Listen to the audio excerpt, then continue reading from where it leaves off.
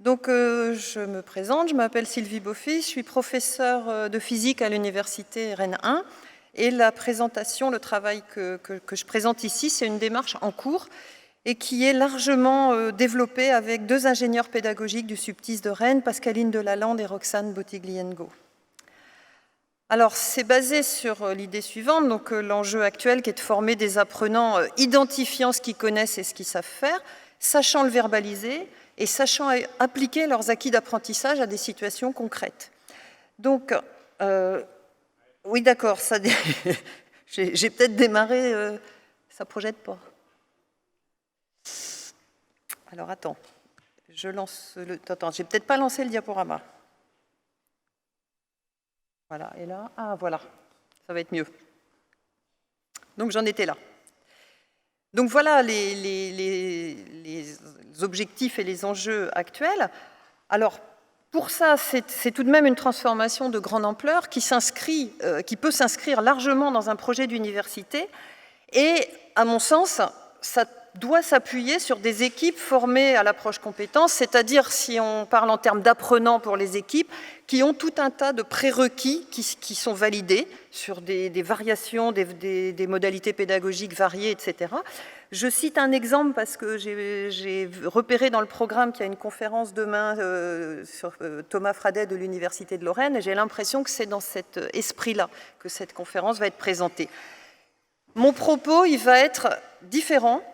Comment on fait quand on a des équipes qui sont historiquement basées sur un enseignement très disciplinaire? C'est le cas en physique, avec les prérequis à construire. Dit autrement, c'est des communautés d'enseignants qui ont eu l'habitude de faire des cours magistraux, des TD, des TP, et qui ont une certaine difficulté à imaginer qu'on peut faire autrement.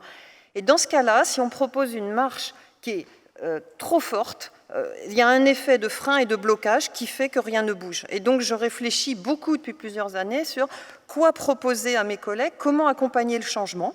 Et ça va être tout le fil de ma conférence. Et voilà. Alors, je suis partie, pour arriver là où j'en suis maintenant, d'un constat issu d'expériences que j'ai eues en licence et en master de physique, où j'ai commencé pendant pas mal d'années, 5-6 années, à animer des ateliers CV, lettres de motivation en master, qui étaient basés sur le déroulement assez classique, identifier la notion de compétence, les faire travailler sur leur CV, une fiche de poste, une annonce, etc. Je mets évaluation mitigée de la part des étudiants parce que les retours qu'on a, ils ne sont pas persuadés que c'était si utile que ça. On va voir ce qu'il en est dans les CV. Et puis, plus récemment, en travaillant avec mes deux collègues ingénieurs pédagogiques, on est passé à une démarche portfolio, des traces aux preuves. Donc, on a enrichi cette découverte de la notion de compétence à la notion de traces, de preuves et de production de pages dans le portfolio. Là, le retour de nos étudiants a été top. Donc, j'étais la première, contente et très surprise. Ils ont dit que c'était super, que c'était très utile, etc. Alors, si on regarde un petit peu, pour se donner un petit peu d'éléments concrets, ce que ça peut donner dans les CV, je vais garder le même code couleur. En rose, ça va être des étudiants ayant suivi un atelier format classique, et puis en vert, les étudiants ayant suivi la démarche portfolio. C'est des bouts de CV parce que je ne voyais pas bien comment projeter et que ça reste lisible. Bon, ça, c'est un CV qui pourrait être amélioré, mais on voit en lisant, donc, quelque part, le souci quand même d'indiquer un savoir-faire. J'ai dû proposer une solution à une problématique productique et technologique à laquelle faisait face telle entreprise.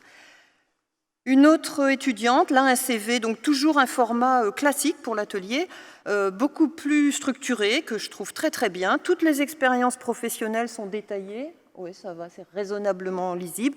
Je vous lis quelques bouts de phrases. Il y a gérer un secteur de travail en un temps imparti, découvrir la gestion administrative de l'entreprise, utiliser des modèles de circulation océanique, etc. Donc là, on a vraiment des verbes d'action, on a toute une liste bien structurée, donc celui-là, il est plutôt satisfaisant. Maintenant, des étudiants qui ont suivi, à laquelle on a ajouté la démarche portfolio. Alors, un CV qui ressemble un peu au CV précédent, mais ici, un lien cliquable qui renvoie vers la page de leur portfolio qu'ils ont produit en séance Et là, ça illustrait un projet assez complexe, donc qui est difficile à bien valoriser dans le CV. C'était un projet de pratique, enfin, qui mêle pratique, connaissances théoriques, ingénierie. Il devait découvrir une expérience de physique, lister tous les appareils, comment ils se connectent. Enfin, il y avait tout un tas d'attendus dans ce projet.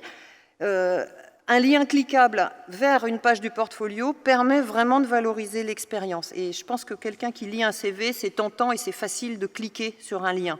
Ça, je pense que ça se fait assez volontiers. Un autre étudiant qui a suivi le même atelier, de nouveau un lien cliquable qui envoie vers une autre réalisation pratique. Là, il a vraiment détaillé, cet étudiant-là, j'ai fait des zooms, une liste de compétences, un schéma de principe. Et puis cet étudiant-là s'en est bien emparé au point que, alors lui, il me dit, moi j'ai laissé tomber Mahara. Bon, c'est des choses dont on pourra rediscuter, le pourquoi ça ne lui a pas convenu, et il s'est créé son propre blog. Donc on peut regretter, si on cherche à promouvoir Mahara, qu'il ait laissé tomber Mahara, mais ce qu'on peut dire, c'est qu'il a bien intégré que c'est une démarche portfolio, et que ce n'est pas l'outil, le logiciel en soi qui est important, ce n'est pas la plateforme en soi, c'est le fait d'avoir un endroit où on valorise les compétences. Donc si je fais une conclusion partielle sur les ateliers, moi je les trouve finalement, après plusieurs années où je doutais de l'efficacité, à force de voir des CV, j'en vois encore maintenant, je les trouve plutôt efficaces, finalement, quel que soit le format. Il y a quand même une évolution sensible de la qualité de rédaction des CV, même si les étudiants continuent à dire « ouais, on ne sait pas si ça nous sert beaucoup, etc. » Ce que je vois, c'est que l'apport de la démarche e-portfolio, c'est un véritable plus, mais à deux conditions. Il faut qu'il y ait une production de pages construites, donc des groupes de taille raisonnable. La présentation de la démarche portfolio avec un amphi d'étudiants où ils ne produisent pas eux-mêmes quelque chose, les étudiants passent à côté, ne voient pas l'intérêt. Et puis, évidemment, insister sur le fait que c'est une démarche et qu'il ne s'agit pas de les former à telle ou telle plateforme, même si c'est important après pour en faire quelque chose, mais que c'est une démarche. Alors, que manque-t-il dans les CV finalement, puisque je suis en train de vous dire que ça s'améliore, que je trouve que c'est pas si mal. Alors je reviens sur, j'ai choisi 4 CV empilés comme ça, mais ils sont tous sur ce format-là, les CV que je reçois en physique. J'insiste bien parce que je ne prétends pas que ce soit totalement généralisable ce que je raconte. Si on regarde les formations, on voit master de physique, licence 3 de physique. Ici, 3e année de licence de physique. Ici, licence de physique, etc. Et moi, maintenant, avec l'expérience que j'ai, ce qui me frappe, c'est que les étudiants, ils n'ont rien à dire sur leur formation. Autant ils prennent l'habitude de mettre des éléments de compétences sur les parties pratiques, mais alors sur leur formation, c'est licence de physique, master de physique, et puis rien d'autre. Cependant, c'est une formation en physique généraliste de bon niveau, ce qui veut dire qu'ils voient ils ont une solide formation de physique, et ça, c'est hautement valorisable pour tout un tas de raisons, des poursuites d'études dans différents masters, en emploi en entreprise, puisque le profil de physicien est assez recherché, parce qu'il y a moins d'étudiants à vouloir faire de la physique. Certaines candidatures de master commencent à demander des compétences acquises UE par UE. Je crois que un des masters de Strasbourg le fait, sur les candidatures en ligne. Et puis, la plupart des fiches UE sont déclinées en compétences, puisque c'est un cadrage qui a été demandé. Alors, pour avancer un peu dans ma réflexion et ne pas rester sur ce que moi je pense, j'ai consulté mes étudiants, je prétends pas que c'est un sondage fait avec toutes les règles statistiques bien, mais ceci dit, j'ai interviewé quand même pas mal d'étudiants et les réponses sont tellement toutes dans le même sens que j'ai aucun doute que le jour où on prendra le temps de construire réellement une consultation pour les enseignements de physique à Rennes, c'est quelque chose que je veux faire, je suis sûre qu'on va avoir les mêmes résultats. Donc, je leur ai envoyé le résumé de ma conférence pour qu'ils voient dans quel contexte je leur pose la question. Je leur ai demandé si la liste des compétences décrites dans une UE, ils la comprenaient, elle était utile pour eux, puis s'ils avaient d'autres suggestions.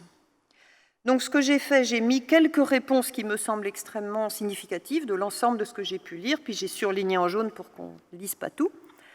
Alors, quelques témoignages. Là où j'ai réalisé que j'ai de réelles compétences, c'est lors de mon stage de fin d'année en laboratoire. Mais il ajoute, je ne sais pas si j'ai aussi ces compétences dans un autre domaine de la physique.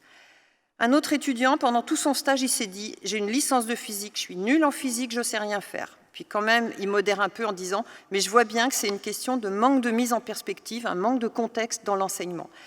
Un autre étudiant, j'ai suivi un cours sur les semi-conducteurs, ce domaine est régulièrement mentionné dans les offres d'emploi, cependant aujourd'hui je suis incapable de savoir comment je peux utiliser mes connaissances dans le contexte professionnel. Et il ajoute quelque chose qui colle avec ce que je pense, toutes les matières non accompagnées d'applications pratiques, TP, projet, s'entourent d'un flou en termes de compétences.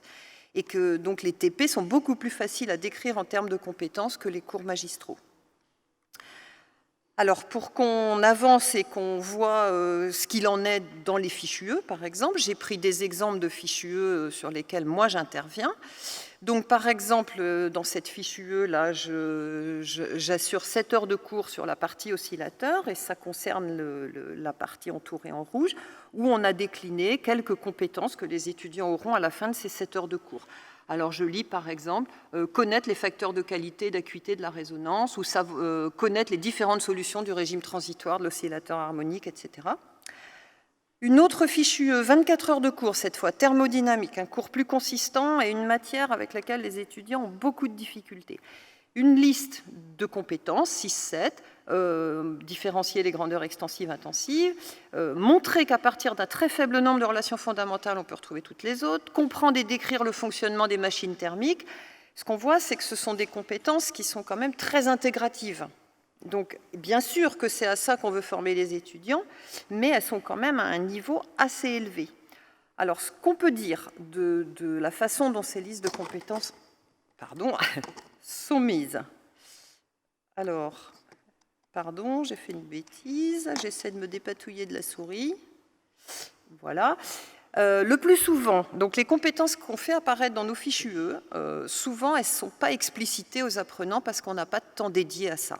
Parfois, on montre un plan de cours, mais je pense que ce n'est pas la même chose que d'expliciter les compétences. Le niveau de description est trop général pour guider l'apprentissage notion par notion, et de fait, ce n'est pas vraiment la place dans une fiche UE pour aller décrire notion par notion. Ça va les faire exploser, et souvent, on tient à ce qu'elles tiennent en une page, voire 2 pages maximum. Ça ne vise pas non plus la mise en contexte, c'est-à-dire le lien avec la pratique, mais encore une fois, est-ce que c'est la place dans une fiche UE? J'en suis pas persuadée. Donc, je vois 2 pistes d'amélioration. D'une part, détailler les compétences à acquérir au fur et à mesure des chapitres, et puis construire des exercices de TD intégrant des mises en contexte, des exemples d'applications techniques, capteurs, appareils de mesure.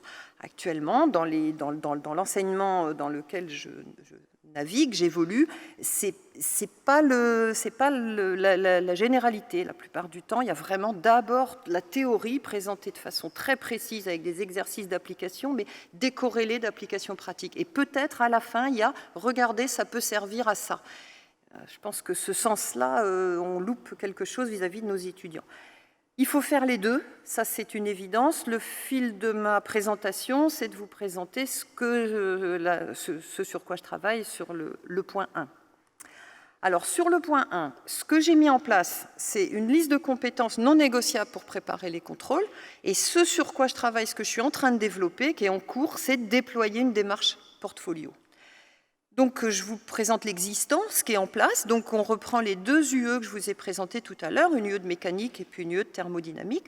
Ça, c'est une copie du bloc Moodle dans lequel apparaît cette UE. Donc, on a redétaillé les compétences, c'est peut-être un peu plus précis que ce qu'on avait mis dans la fiche UE. Et puis, un fichier qui contient une liste de 12 points très détaillés. Et ça, c'est même pas pour tout le cours, c'est pour 4 heures de cours. Et pour chaque point, c'est suffisamment décliné pour qu'on puisse fournir aux étudiants toute une série d'exercices d'application. Pour le cours de thermodynamique, là, on avait contractualisé davantage dans Moodle et on avait dit aux étudiants que sur un total de 20 points, 11 points seront attribués à des exercices similaires à ceux de la fiche compétences. La fiche compétence ici, c'était sur le premier principe. En ordre de grandeur, c'était 6 heures de cours, 7 heures de cours sur les 24. Donc, tous ces points-là. Et on avait donné aux étudiants des exercices qui allaient bien et ils savaient qu'ils devaient faire ça pour se préparer au mieux au contrôle.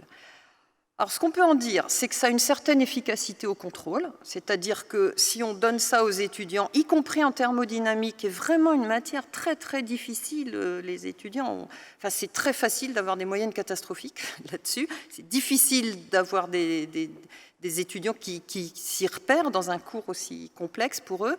Sur ces points-là, il y avait plutôt des bonnes notes sur les compétences de la liste. Cependant, je suis très critique par rapport à ça, enfin critique au bon sens du terme.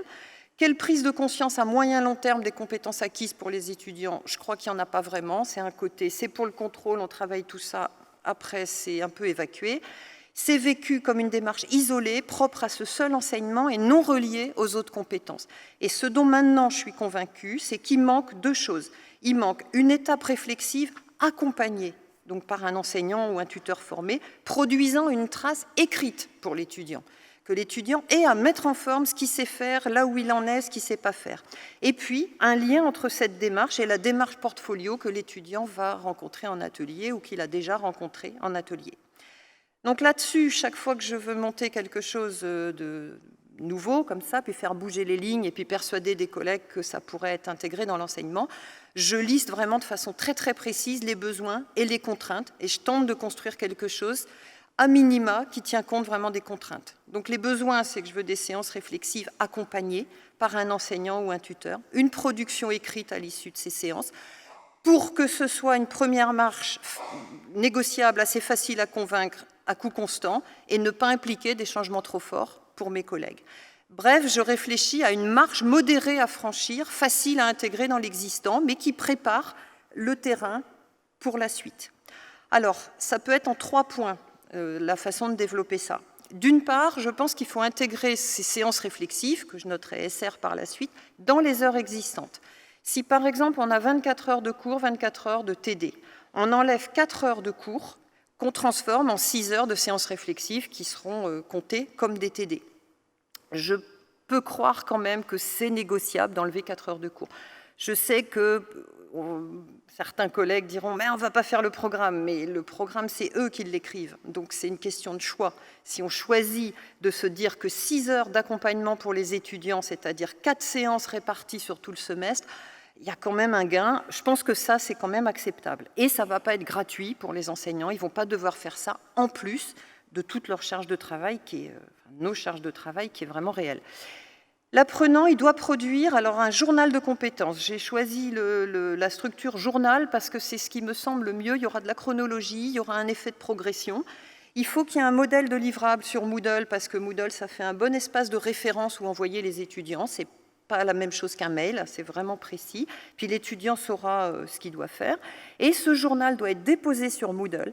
Idéalement, il faut que l'enseignant puisse avoir un regard dessus. Ça peut être pendant les séances réflexives, ça c'est sûr, et puis l'enseignant peut faire un retour collectif en début de cours sur les différents journaux qu'il a pu voir. Alors, le modèle pourrait ressembler à ça. Ça serait par exemple pour le premier principe, nous on fait ça en peut-être 5 heures de cours, 5-6 heures de cours. Donc on structure pour que l'étudiant ait quelque chose de concret sur quoi s'appuyer, donc une liste de notions, les exercices qui vont bien, et puis par exemple, je connais la formule, je sais faire l'exercice. Dessous, remarque libre, je pense que j'améliorerais le modèle en incitant vraiment l'étudiant à noter plein de choses qui s'approprient ce journal, et puis un plan d'action pour les points non validés. J'en suis là dans ma réflexion, donc pour vous montrer ce que pourrait donner une production étudiante, j'ai imaginé un journal, mais voilà, c'est l'étudiante Sylvie Beaufils qui est en L2 physique, qui se confronte à sa première séance de réflexive après quelques heures de cours, et puis qui liste les choses. Alors, j'ai un peu de mal à lire sur l'écran, je vais lire ici. Donc on voit la première partie, connaître l'expression de l'énergie interne d'un gaz parfait. Bon, c'est bon, je sais faire. Troisième item, savoir établir l'expression de la différentielle à partir de l'équation d'état d'un système. Et là, j'ai mis non, pas compris la partie maths, je ne sais pas faire les exercices. Pareil pour les items suivants, je ne vais pas tout détailler, mais je vois par exemple ce qui pourrait être mis dans les remarques libres. Tout ce qui concerne les différentiels me semble trop abstrait, je ne vois pas à quoi ça correspond. Et ça, je ne l'ai pas inventé. Sur ce cours-là, j'ai les 3/4 de la classe qui sont dans cette difficulté-là. Ils ne voient pas à quoi ça correspond. Donc voilà, ça pourrait vraiment ressembler à ça. Donc ensuite, plan d'action pour les points non validés. Je ne me suis pas amusée à imaginer un plan d'action parce que je suis convaincue que c'est quelque chose qu'il faut co-construire. Il faut amener l'étudiant à se dire qu'est-ce que je propose, qu'est-ce que je fais voilà, est-ce que je demande de l'aide à quelqu'un qui a compris? Est-ce qu'on demande à l'enseignant de refaire un point en cours? Voilà. Et au niveau planning, ça pourrait donner ça. Donc un cours modifié, 24 heures cours, 24 heures TD. 2 cours 3 TD, une séance réflexive et le dépôt du journal sur Moodle, puis 3 cours 3 TD. Donc des alternances de cours TD et puis 4 séances réflexives réparties sur le semestre. La dernière séance étant une synthèse, l'apprenant va relister. On peut espérer qu'il y a des points qui étaient en bleu là au début et puis qui sont passés en vert. Et enregistrement dans le portfolio. Le portfolio, de façon très très schématique, pourrait ressembler à ça. La partie personnelle du portfolio, où actuellement on apprend à nos étudiants à ranger leurs compétences transverses, les expériences, les stages, etc. Et puis à produire des parties visibles, pages de communication, les liens cliquables. Moi je trouve ça bien. Hier on a parlé des badges et je ne connaissais pas et je pense qu'il y a tout un tas de choses qui rentrent dans cet esprit-là. Là c'est un projet challenge de la physique, donc les étudiants produisent un lien pour montrer un peu tout ce qu'ils ont fait. Et je pense que les acquis d'apprentissage que j'appelle disciplinaires, faute de trouver un meilleur vocabulaire, mais je suis preneuse vraiment dans les échanges de meilleures dénominations, journal de compétences en thermodynamique, journal de compétences en optique, en programmation, etc. Et qui pourrait produire, pareil, une page visible, un lien cliquable, etc. si l'étudiant, par exemple, veut candidater à un stage où telle compétence est demandée. Donc, évidemment, ça a des critiques, enfin on peut faire des critiques, ça conserve la séparation forte entre tous les thèmes de la physique, ce qui n'est pas une bonne chose, mais comme je l'ai dit, c'est une première marche, c'est un pas vers, ce n'est pas du tout un travail fini, mais je pense que d'une part, c'est une proposition acceptable pour un enseignant débutant dans les transformations pédagogiques, et puis pour les apprenants, c'est un premier pas vers une vision non clivée des apprentissages. Si il est confronté dans plusieurs cours à une démarche comme ça, on peut espérer qu'à force, l'apprenant lui-même commence à comprendre que les choses sont liées, que c'est peut-être dommage de scinder les choses en journal de thermo, journal d'optique, etc. Et l'objectif à long terme, ça sera d'amener par l'exemple, donc en ayant vécu sur son cours ce que peut être une démarche où on identifie les compétences, on amène l'apprenant à tester si elles sont acquises ou pas, à intégrer ce qu'est un référentiel de compétences. Et quand je dis intégrer, c'est toute la différence entre lire la définition et puis avoir vécu et avoir des expériences à convoquer et qui fait que la notion parle. Inciter les apprenants à s'emparer de cette approche et on aura réussi, si on constate dans les CV que les apprenants issus de nos formations en disent quelque chose. Voilà. Et donc, je veux remercier toute l'équipe du Subtis de l'Université de Rennes. Moi, je suis enseignante à l'Université de Rennes. On a un soutien magnifique par toute l'équipe du Subtis. Et en me baladant en France, j'ai pu voir qu'il y a des universités où les services sont restreints, les enseignants ont beaucoup moins d'aide. On a beaucoup de chance à Rennes, on a une super équipe. Donc, merci à toute l'équipe du Subtis. Voilà. Toute suggestion, témoignage, bibliographie, critique, enfin, c'est vraiment de l'échange que je demande, c'est bienvenu. Je vous remercie. 21 minutes. Ça va? Merci beaucoup Sylvie, merci pour le merci. Est-ce que vous avez quelques questions? On va prendre 5 minutes de questions. 5-10 minutes de questions.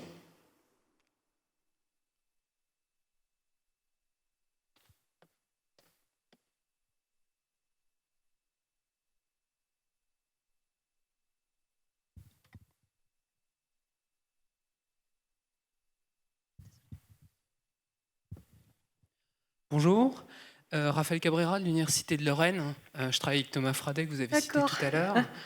D'abord, je voulais vous remercier parce que c'est une présentation que je trouve très complète, très précise et un retour d'expérience très intéressant dans la veine des nouveaux retours d'expérience qu'on a sur l'usage du portfolio de Mahara qui commence à fleurir, et je trouve que c'est vraiment une évolution dans ce type de retours d'expérience qui sont beaucoup plus pratiques, beaucoup plus terre à terre quelque part, et qui vont beaucoup vers la pratique. Donc ça va faire énormément évoluer l'approche par compétences et les questions qui gravitent autour. Par rapport à l'Université de Lorraine, on a développé, je crois que vous avez été informé de ça, un plugin par rapport à Moodle. Et je vous engage à relire l'article qu'on a publié sur le portail du ministère Supnum. On reprend une grande partie des items que vous avez développés aussi, y compris dans le lexique. L'idée que voilà, pour ancrer les compétences il faut que les compétences soient la propriété de l'étudiant. Donc les développer dans Moodle, ça permet de créer un profil de compétences et puis simplement des compétences qui sont accrochées comme ça dans un tableau dans Mahara. On a travaillé aussi sur le fait de remettre, on a utilisé les mêmes mots que vous, les compétences dans le temps de la formation, et ça je crois que c'est fondamental. Ouais, moi, je pense aussi. Trop longtemps l'approche par compétence a été un peu l'apanage de l'insertion professionnelle, c'est très bien, ça, mais c'est aussi un outil de formation. Donc voilà, c'était plus une réaction par rapport à ça. Je vous remercie pour votre présentation, et puis j'espère qu'on aura l'occasion d'échanger. Visiblement on est un peu sur la même ligne de pensée, donc ce serait vraiment très intéressant qu'on échange sur ce qu'on a développé et ce que vous avez développé. Voilà. Tout à fait. Merci.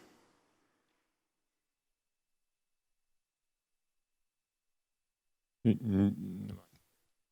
bonjour. Marie-Cécile Decian de l'Université de Nice. Si jamais vous discutez tous les deux, je veux bien me joindre à la discussion parce que...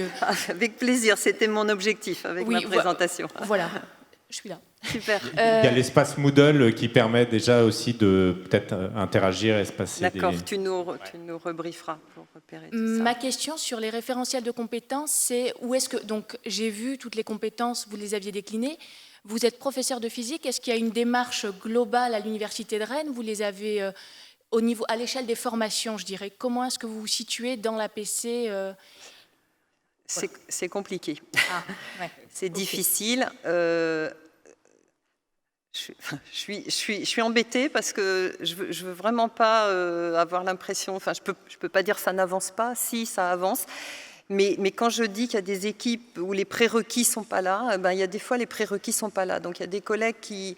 Alors, ce qui change, c'est quand même porté fortement par l'université l'idée qu'il faut bouger et qu'il faut améliorer les choses et qu'il faut mettre l'apprenant moteur et voilà.